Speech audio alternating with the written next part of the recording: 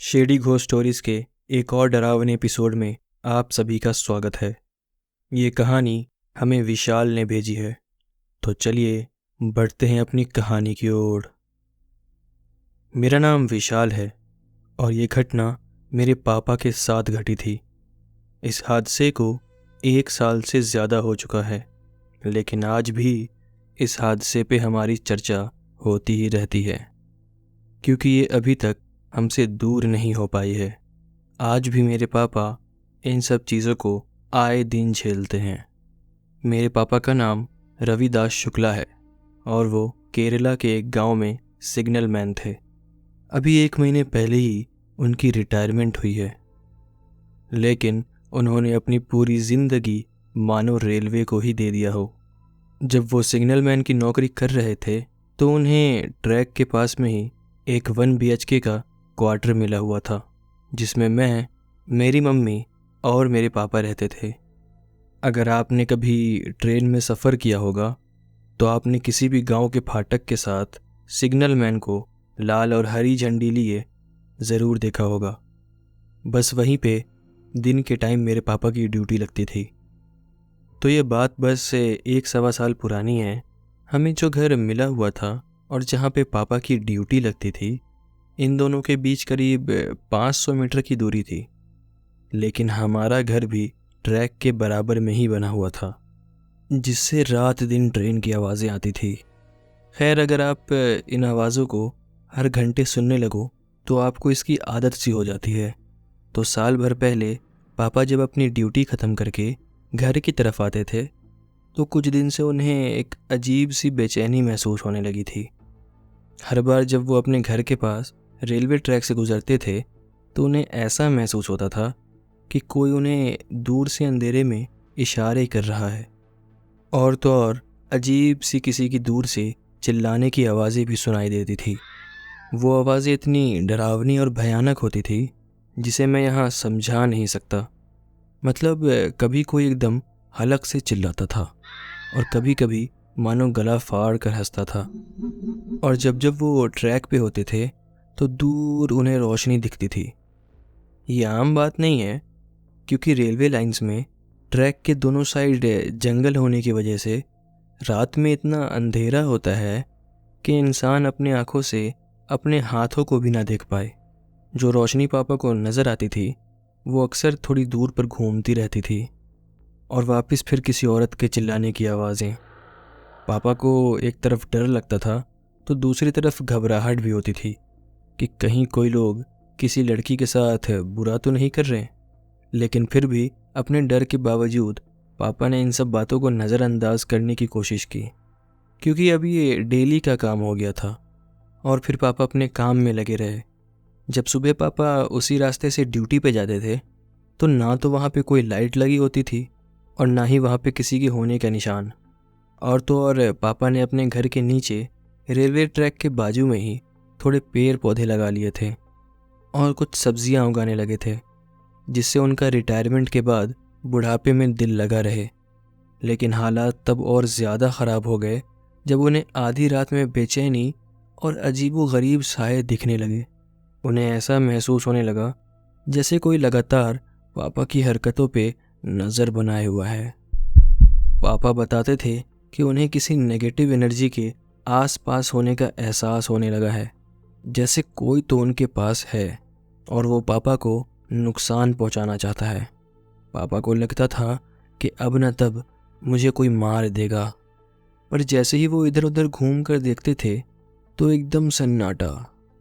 पापा को समझ में आ गया था कि ये कोई ऊपरी चक्कर है, लेकिन वो कभी डरे नहीं, बल्कि जब भी पापा रेलवे ट्रैक के साइड में पेड़ पौधों के पास बैठते थे और उन्हें कुछ ऐसा गलत नेगेटिव एनर्जी फील होती थी तो वो बस अपनी नज़रें नीचे झुकाकर धीमी आवाज़ में बोलते थे, मुझे पता है आप मेरे आसपास हैं, मैं आपको कोई नुकसान नहीं देना चाहता।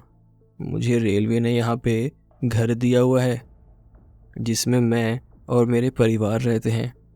मुझे आपको कोई तकलीफ़ नहीं देनी, मैं बस शांति से अपने बुढ़ापे के दिन गिन रहा हूँ। पापा बस यही सब हवा में बड़बड़ा कर घर पे आ जाते थे। जब हालात थोड़े बदतर हो गए और पापा को इन सब नेगेटिव एनर्जी का एहसास ज़्यादा ही होने लगा। तो एक दिन पापा ने मम्मी को भी ये सब बातें बताई और मम्मी ने बस बुढ़ापे का बोलकर बात ख़त्म कर दी कि हम बूढ़े होने आए हैं, इस उम्र में गलतफहमियां होती हैं और आपने तो ज़िंदगी ही रेलवे ट्रैक पे बिताई है, आज तक ऐसा कुछ हुआ क्या? नहीं ना? तो ये सब बस बुढ़ापे की निशानी है, सब कुछ ठीक है, होता है ऐसा बुढ़ापे में। 1 साल की ही बात है, फिर रिटायरमेंट के बाद घर पे ही बैठना है। लेकिन पापा दिल ही दिल में जानते थे कि कुछ ठीक नहीं है। मैं अपनी बीटेक के लिए बेंगलोर आया हुआ था। 1 साल पहले पापा ने मुझे भी कॉल करके सारी बातें बताई। तब मेरे कॉलेज में कुछ खास हो भी नहीं रहा था, तो मैं पापा की बात को सीरियसली लेते हुए, उन्हें इतना दुख और कष्ट में देखते हुए मैंने उनसे बोला, पापा मैं कुछ दिनों के लिए आ जाऊँ क्या गाँव? सामने से पापा ने बोला, अरे नहीं बेटा, कहाँ आएगा तू, पढ़ाई कर और 1 साल की ही मेरी नौकरी बची है, उसके बाद रिटायरमेंट। अच्छे से पढ़कर कमा धमा और हमें भी बेंगलोर बुला ले। मैंने तब तो पापा की बातों पे हाँ में हाँ मिला दिया, लेकिन मैं घर वालों को दुख में देखकर 1 हफ्ते के लिए केरला आ गया। मम्मी पापा मुझे देखकर काफ़ी खुश हुए, लेकिन साथ के साथ ये भी बोल रहे थे कि बेटा इतना बड़ा मसला है नहीं कि तुम अपनी पढ़ाई छोड़कर आ गए। खैर, इन सब बातों के बाद वो दिन तो हंसी मजाक में बीत गया। लेकिन अगली रात ऐसे ही मैं और पापा छत पे बैठकर खाना खा रहे थे कि उन्हें फिर थोड़े दूर पे वो ही रोशनी दिखने लगी। पापा को एहसास हुआ कि वो रोशनी हिल रही है और उन्हें अपने पास बुला रही है। ये सब पापा ने मुझे भी दिखाया, लेकिन मैं ज़रा भी नहीं डरा। मुझे लगा कि ये दूर गांव के जुआड़ी और नशेड़ी लोग होंगे जो टॉर्च जलाकर सामने नशा कर रहे होंगे।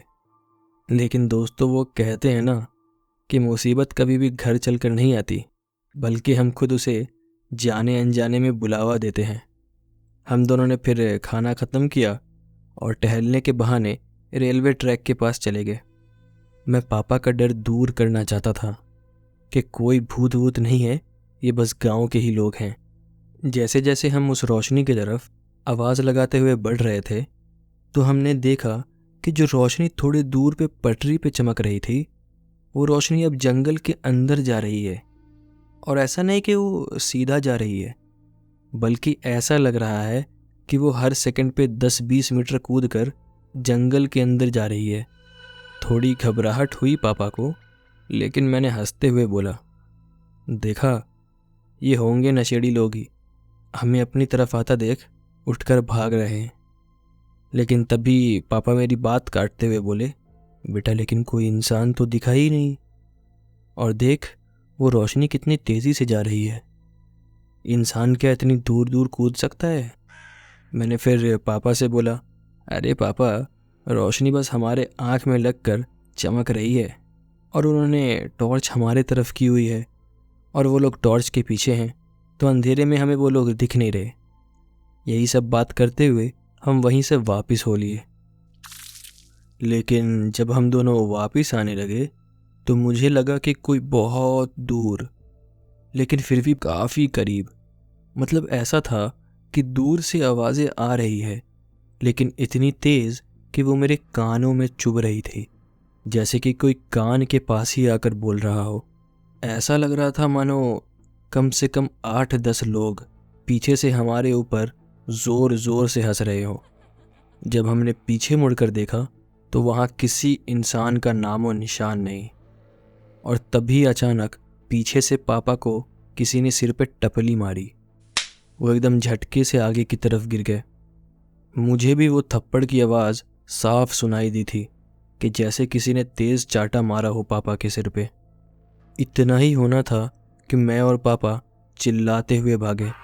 पापा तो गिरते लड़खड़ाते आगे बढ़े और मैं उन्हें बस किसी तरह संभाल कर घर भगा कर लेकर आया। रात को जब हम घर आए, वो इस कदर डर गए कि पूरी रात उनकी सांस एकदम तेज़ तेज़ चल रही थी।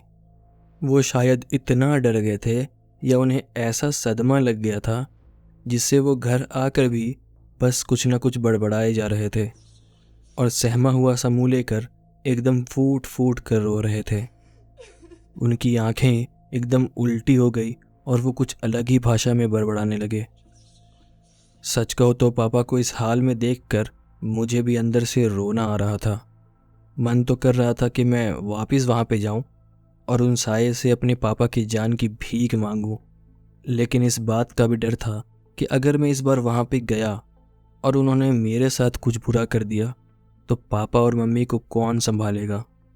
उस रात तो खैर जैसे तैसे पापा रोते हुए सोए।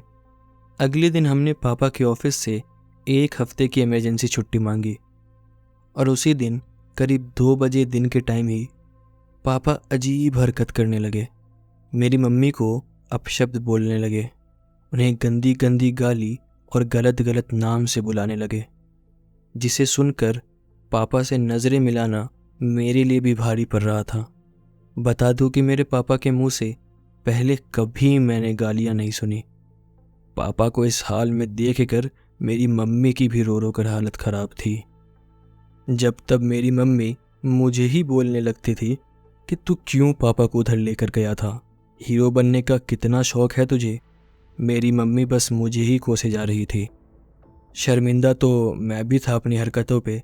फिर मैंने खुद ही उस गांव के एक पंडित के पास जाकर ये सारी बातें बताई, तो उन्होंने ज़्यादा कुछ ना करते हुए हमें ये बोला कि जहाँ पे तुम लोग रह रहे हो वहाँ पे आत्माएं और ऐसी हवाओं में रहने वाली चीज़ों को आने से कोई नहीं रोक सकता, क्योंकि रेलवे ट्रैक्स पे आए दिन मौतें होती हैं और उनमें से कई लोगों की आत्माएं पटरियों के आसपास और उनके आसपास के जंगल में भटकती हैं।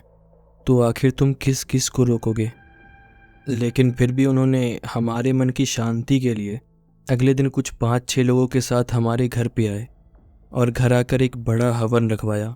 पंडित जी ने हमारे घर के चारों कोनों को धागे से बांध दिया। हम सभी को पहनने के लिए मालाएं भी दी और पापा को पीने के लिए कुछ पानी दिया, जिस पानी को हमें 7 दिन तक पापा को पिलाना था। साथ के साथ हमें घर छोड़ने के लिए भी उन्होंने सलाह दिया कि ऐसे सुनसान जगह पर रहना किसी के लिए भी ठीक नहीं है, खास करके मेरे पापा के लिए। पूजा के बाद पापा की हालत कहीं थोड़ी नॉर्मल होने लगी। 15 दिन मैंने अपने घर पे ही बिताया, जब तक कि पापा अच्छे से पहले जैसे नॉर्मल नहीं हो गए। फिर कहीं जाकर मैं वापस बेंगलोर आया। हालांकि घर तो अभी भी वही है हम लोगों का। मेरे पास अभी इतना पैसा नहीं है कि मैं अपने पेरेंट्स को भी बेंगलोर ले आऊं, लेकिन अगर आने वाले 6 महीनों में जॉब लग जाती है तो मैं अपने मम्मी पापा को बेंगलोर ही बुलवा लूँगा। पापा बताते हैं कि अभी भी उन्हें अगर कुछ महसूस होता है तो वो बस उस जगह से वापस अपनी नज़रें मोड़कर घर आ जाते हैं।